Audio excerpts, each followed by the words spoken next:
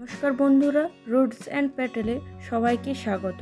শীতকালে সব রকমের সবজি পাওয়া যায়, তার মধ্যে অন্যতম হলো মেথি শাক। মেথি শাক খেতে কতটা সুস্বাদু সেটা আমরা সকলেই জানি, কিন্তু মেথি শাক একটু তেতো।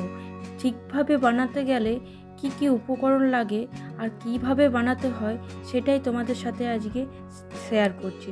চলো শুরু করা যাক। এরপর শাকের যে নরম অংশটা সেটাকে আমরা ভালো করে বেছে নেব। এরপর শাকটাকে ভালো করে কুচিয়ে নেব, খুব একটা ছোট ছোট করব না।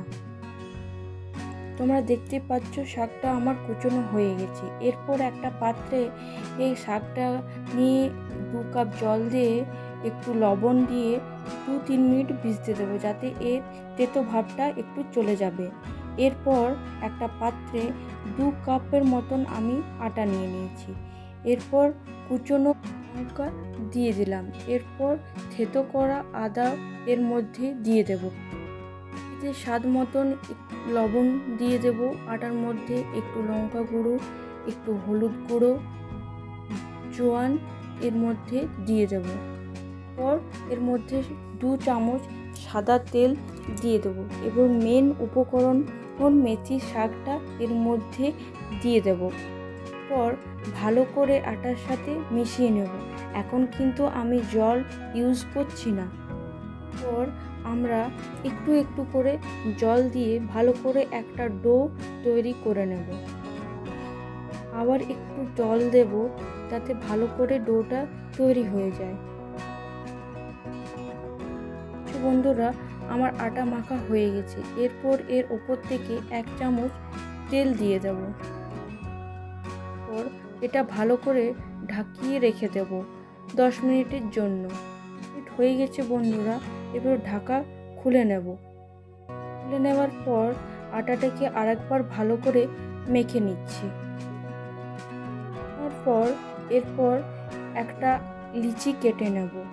তোমরা দেখতেই পাচ্ছ লিচিটাকে ভালো করে গোল করে নেব দুটো হাতের তালুর সাহায্যে।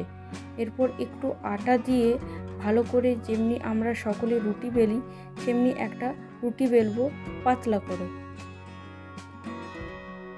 দেখতে পাচ্ছ বন্ধুরা আমি রুটিটা কেমনভাবে বেলছি। রুটিটা বেলা হয়ে গেছে, তোমাদেরকে একবার দেখিয়ে দিই কতটা পাতলা করতে হবে রুটিটা। দেখতেই পাচ্ছ সকলে। এরপর তাওয়ার মধ্যে রুটিটা দিয়ে দেব। তারপর 2 পাশটা ভালো করে একটু ভেজে নেব। এরপর 1 চামচ তেল দিয়ে 2 পাশটা ভালো করে মিশিয়ে নেব।